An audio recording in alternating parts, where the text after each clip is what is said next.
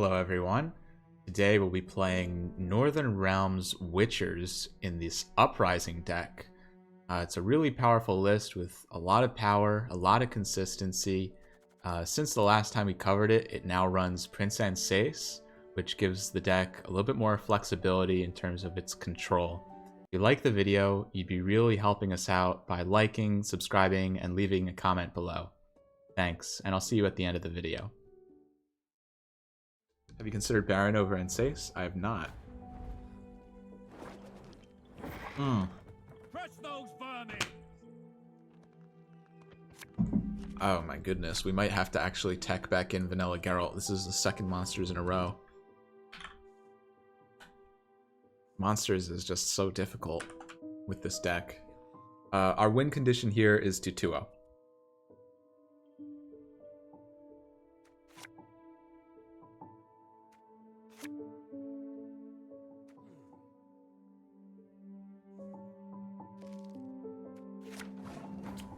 Oh gosh. Oh jeez. Alrighty. We're gonna have to Geralt Quen for this is disappointing. We're gonna have to Geralt Quen for a Griffin Witcher. An Amphibious Assault it. Selective Mutation gets us Vesemir. Erland is in hand. The other Boiling Oil, we don't have access to. Boiling Oils are very important in this matchup.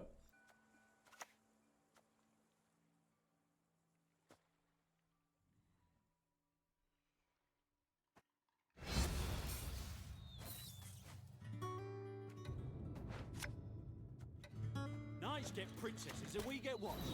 Bloody streagers!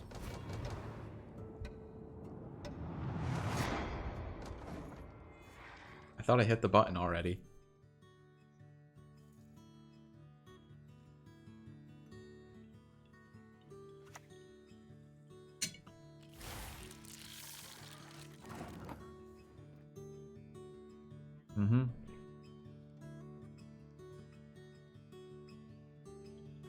We go Griffin Witcher next.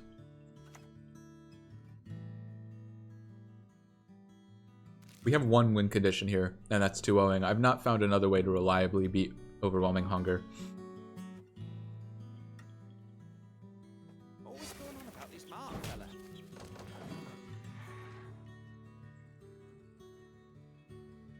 In this meta, you need Vanilla Geralt and a Peller.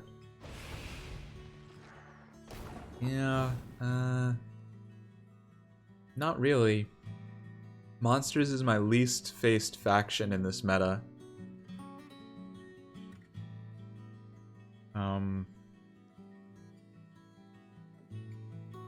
It just so happens that we're facing it twice on stream for some strange reason.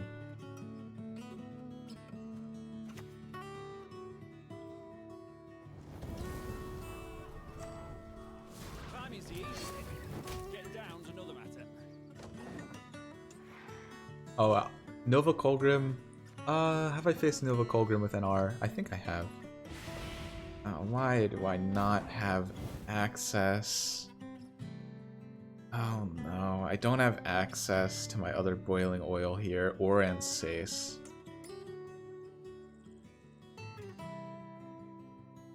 No Amphibious, no Natalis, no Boiling Oil, no Ensace. There are 5 cards that we need. We drew one of them. I can't really play into this, I don't think, but if I pass, I get 2-0'd, so I don't get 2-0'd, but I lose. I guess I have to play into this, I just have to. Even though I don't want to. I don't have a choice.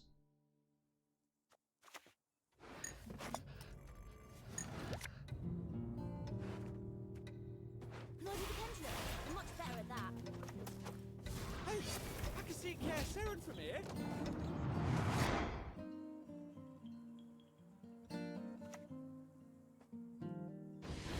All we can hope for now is that he just doesn't have a lot of V tutors in hand R1. Like, that's the best we've got.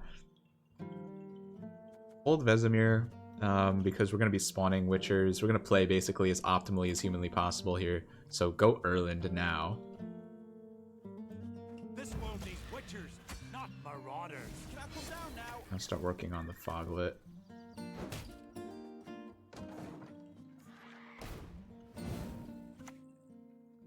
Why not run a Ranger? Is that like the Griffin Witcher that...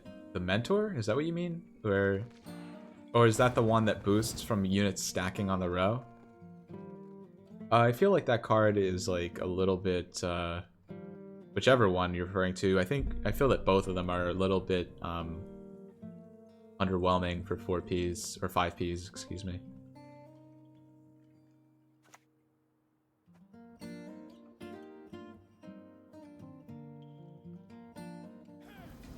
Why don't train on the cone? I hate it.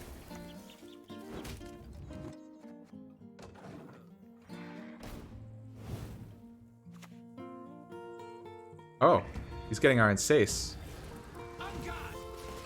That's not bad, actually. That's actually really not bad. Obviously we can't deal with this anymore, but like we can do this. We can target practice it, and he can't do anything. I love it when this happens. Of course, if he's gonna pass soon, I want to get Vesemir down, but we technically have one more Will Witcher to spawn. Let's see. If playing Vesemir this round isn't necessary to 2-0 him, so I won't. It is necessary to win to 2-0 him, so I will play as optimally as possible towards that goal. The windmill. Its sticks spin around and smash you. Always going on about this. And we're just gonna get lucky and snipe this Endrega, right? So lucky.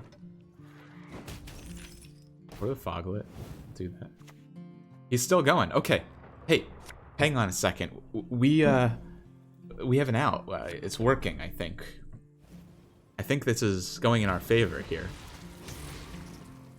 The fact that he's getting all of these free consumes is bad, but we definitely have a favorable position at this point, I think, at least for this round. So we definitely Vesemir now. No more transforms are needed. We don't even need to use the Ensace, we can just hold it, right? Hold it, and then he can never play... I don't know. What would he want to play that we'd want to kill? Like the Beast or something?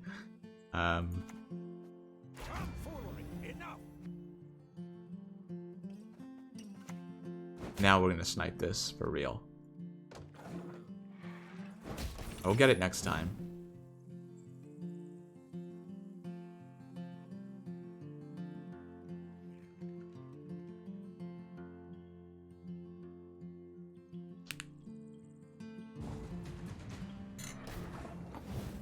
Get to keep these guys. Alright, 8-card round. Win down a card. Pretty favorable. Got our carryover.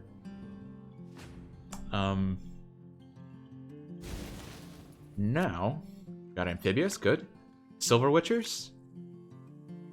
Natalis gets us nothing great. I'm gonna Natalis for the Amphibious. We don't really need the Boiling Oil anymore. Sajanowski, thanks for the follow, welcome. He has more than enough consumes in his leader charges. What we're banking on is him not having enough Vs this round. You don't care about consume engines. Oh my gosh, it's so good. This is the only not great card. Oh man, if we had Keldar, this is a 2-0. We could Amphibious Keldar, but I have to keep this, I think. I think this is enough. So is it better to Amphibious something like this, or Keldar? Keldar is gonna make Leo so huge, right? We have to. And he's gonna help the Griffin Witcher Adept. Yeah, we have to. Okay, so we're gonna Natalis, Amphibious Keldar, and he starts going. Then we'll play Griffin Witcher Adept. Then we'll play Vesemir. Then we'll play Berengar. We'll finish with Leo in full leader. And I think we might have him here. Hey Daniel, I'm doing well. How are you? Dark clouds gather over Teleria.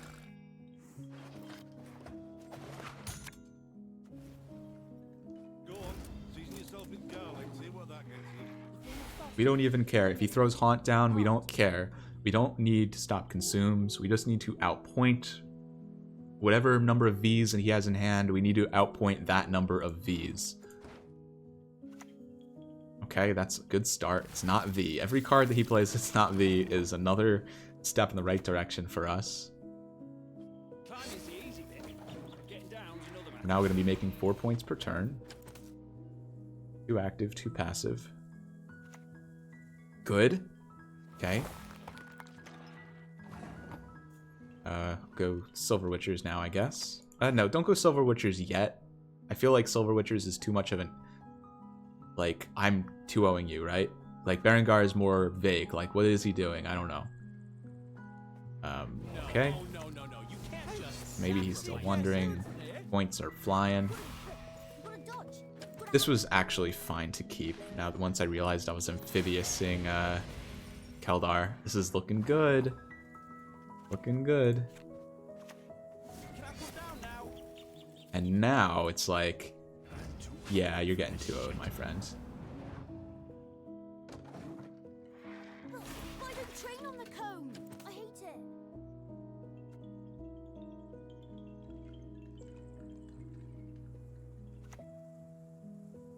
We're not passing. Never passing. The amphibious, he got rid of my amphibious, doesn't matter because we're not playing next round.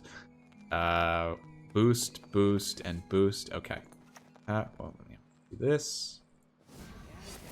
Retrieve This. I know, I'm on it. What the... Who the hell are you calling hot-headed? This. Do this. This. And... Guess I'll play back here. Doesn't matter. All right, let's see. Let's see your Vs get you 67, 68, 69 points. Train Boston. The windmiller hit me. Hard. Look at that. All those extra consumes, they didn't really matter, did they? GG. All right, cool. I hope we get that matchup again so we can try out the techs that we learned. I sense trouble. Thank you for the follow, Berend. All right, I'll write down here, Control-matic. Yeah, that's going right in the notes. All right. Uprising Mirror is something I have played quite a bit, and I know a little bit more about. Red coin.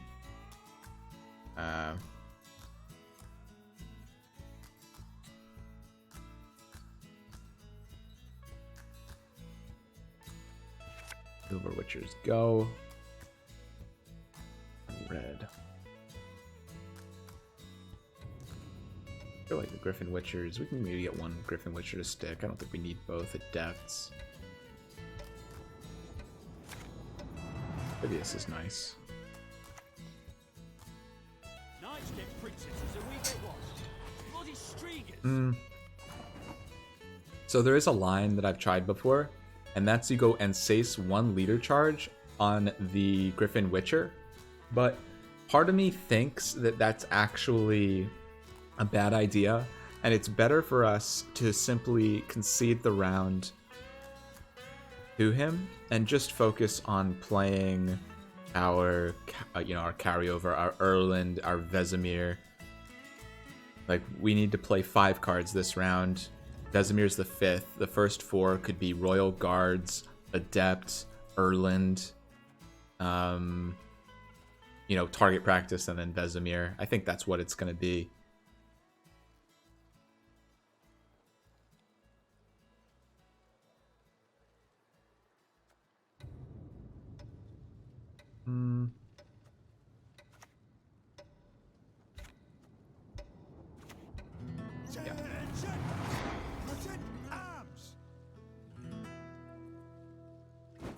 Yeah, you're right, Kincadian. You had it figured out before I did, or figured out before I did. I think it was like kind of difficult for me because it was like probably one of the first times I played that matchup before. And, you know, being on stream and all that, it's hard to, like, figure it out and keep the stream going, not misplay, so... Next time I'll definitely be more prepared. You figured it out from the start, though. You knew. You definitely knew what was going on.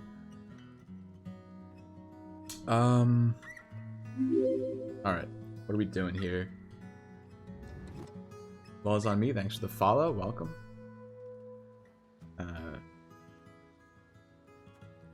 Yes, we'll go Erland here.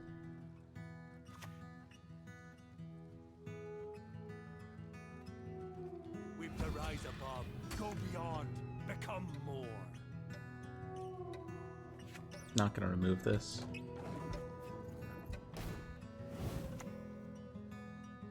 Battle down now.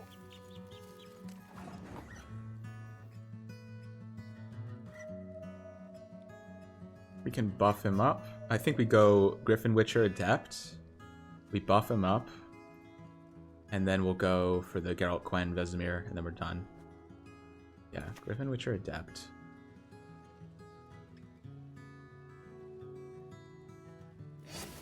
Retrieve the bolt. I know. I'm on it. You keep Mentor and Keldar for round 3 in the mirror? No, I've won so many where I just use them in round 1. Pretty sure you just do it in round 1.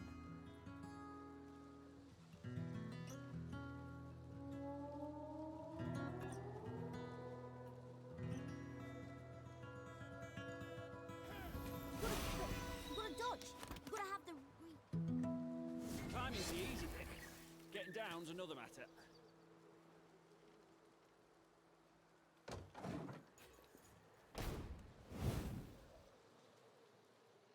Hopefully he doesn't have his Vesemir. That'd be nice. Oh, he's gonna Quen for it too.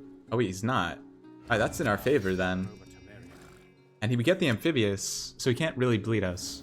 Okay. Okay. Let's think about it. We Quen for Vesemir. That's a... This is going to be a 4. Oh wait, yeah, it's a 4 plus 4. Plus 3, so it's an 11. Puts us at 27. We get 2 more from this. 29. We need 11. I mean, I could also spend my Amphibious. I'd definitely go for it.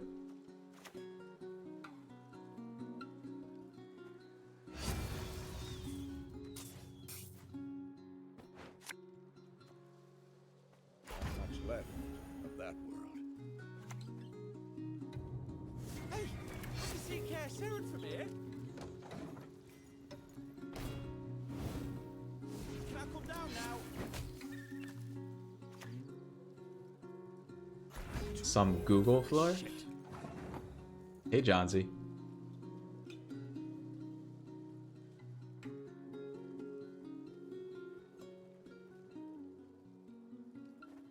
So what did we see out of him here?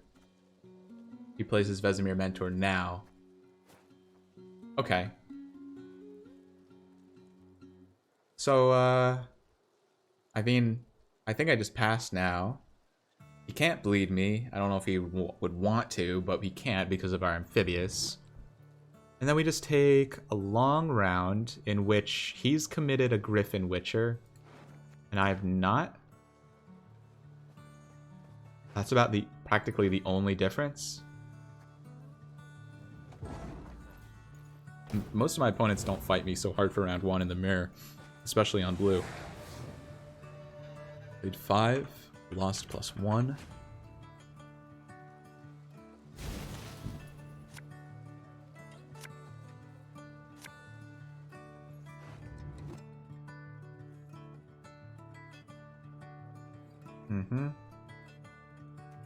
The Adepts, all the Griffin Witchers and the Adepts are quite good in round 3.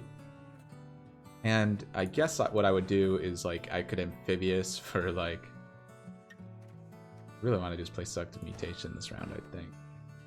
We're missing too many golds. We have to mulligan. I mean, these are good too. These are both good. These are good. I can get this off Amphibious.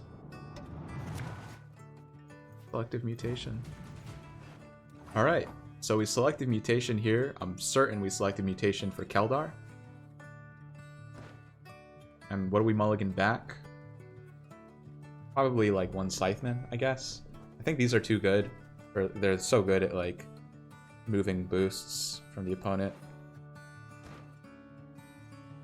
And they can set up our boiling oils. We really want the boiling oils. I feel like our hand is like too good. Alright, selective mutation here. Get the Keldar. Put one of these back. Why the train on the cone? I hate it.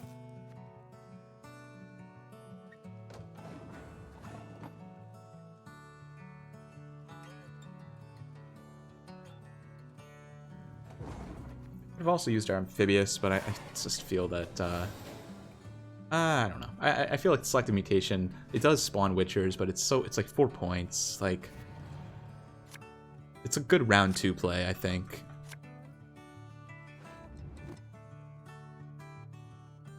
Alright, one of the Silver Witchers is in our hand. Honestly, this hand is it's looking really good. Missing the Berengar. But, like, the rest of this is so good. Honestly, I think we played too many 4Ps in round 1, which is why we're running into this problem. I'm okay skipping out on the Berengar.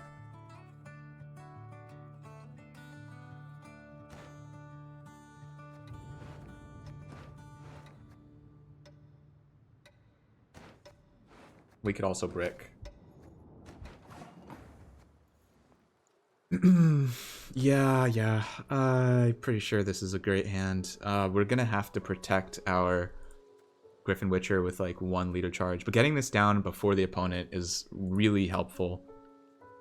We have 2 strong removals in Boiling Oil and Prince Anseus. We can also Amphibious for John Natalis Oil. That's probably what I'm gonna do, actually. It might be, it's that or this.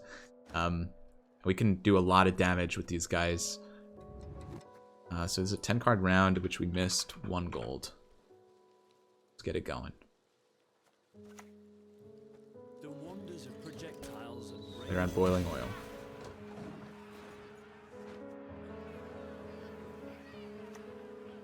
Look at that.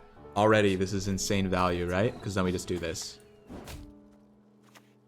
And look at that. Now he has no Griffin Witchers left. We saw 1 in round 1, and that was his last one. Unless he has the location. Also, he only has 1 Griffin Witcher Adept left. But we're going to save Anseus, I think, for the Keldar. And that's not going to do anything for him because you just wasted your Boiling Oil because he has no way to deal 1 damage now, right? How many does he have? If you're running a Kid 20 Knight, he could have another one. I'm not sure. Why does Griffin Witcher get multiple 3-point plays sometimes and sometimes not? Oh, because of the veil. The veil on it, Barry. That allows it to keep going without locking itself.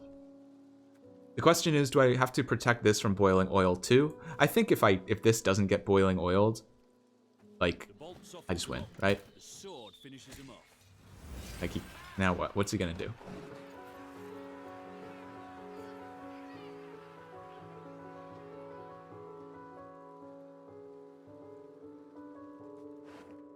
We're gonna Amphibious for the Griffin Witcher Adept next, I'm pretty sure.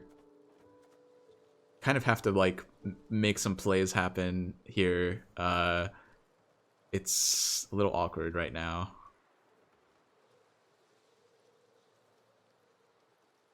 Yeah, like, these Griffin Witchers are more than 1 point per turn because they're going to be killing stuff, killing Witchers, removing boosts.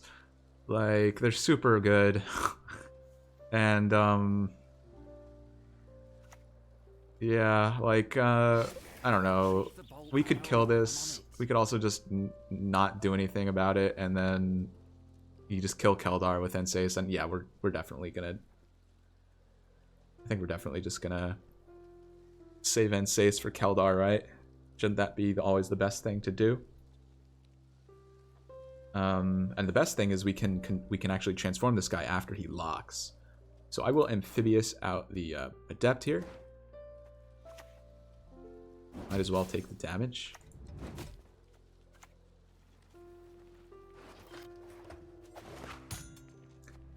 I could forgo the adept and boiling oil this.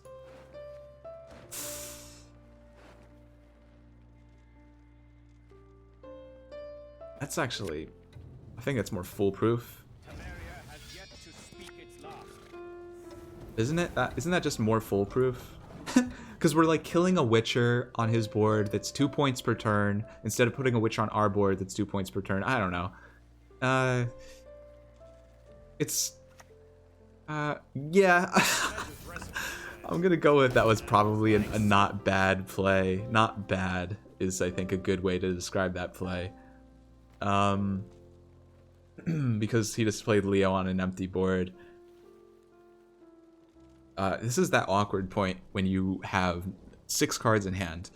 Can't play these Witchers. Really don't want to play Leo yet. It's like we have to go Scytheman here, right?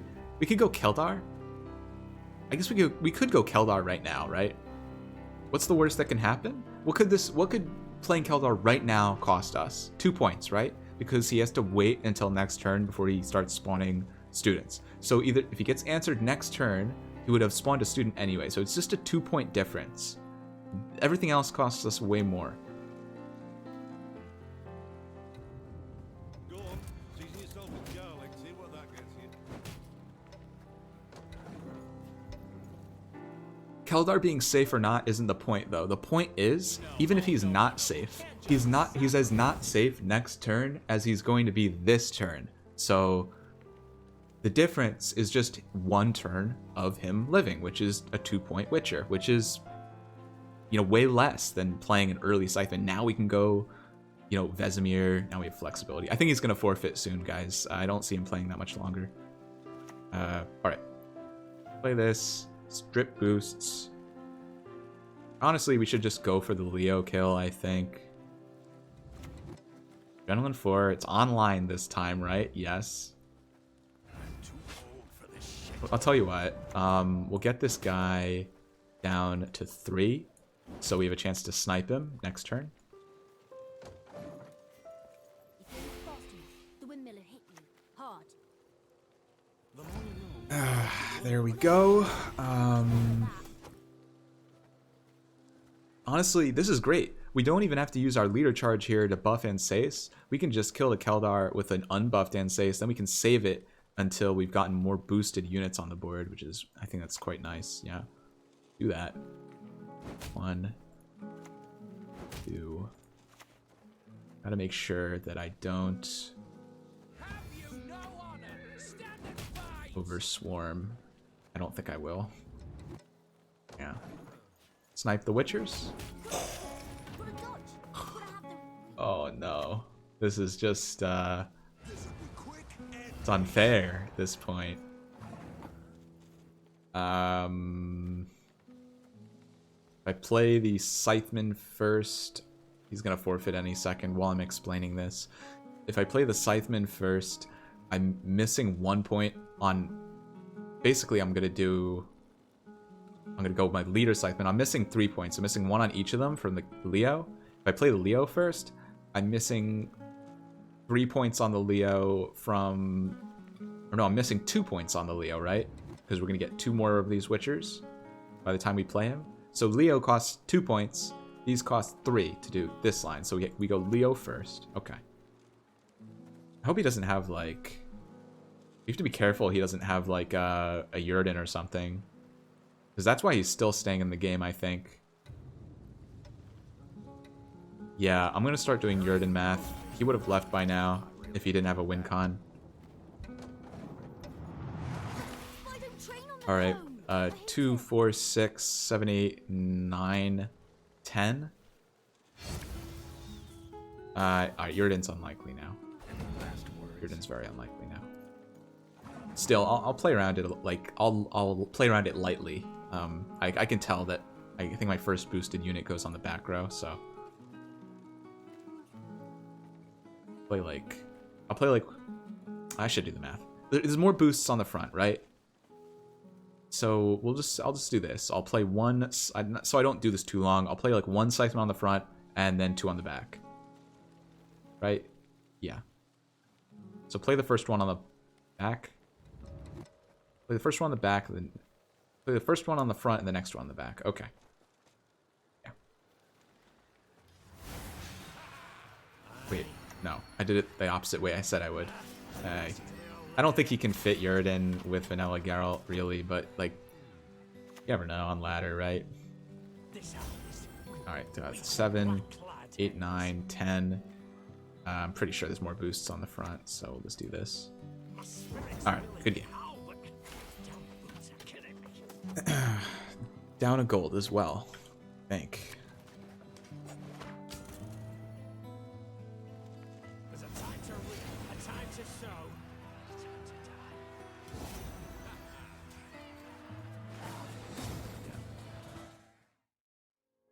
Hey guys, I hope you enjoyed those past 2 videos.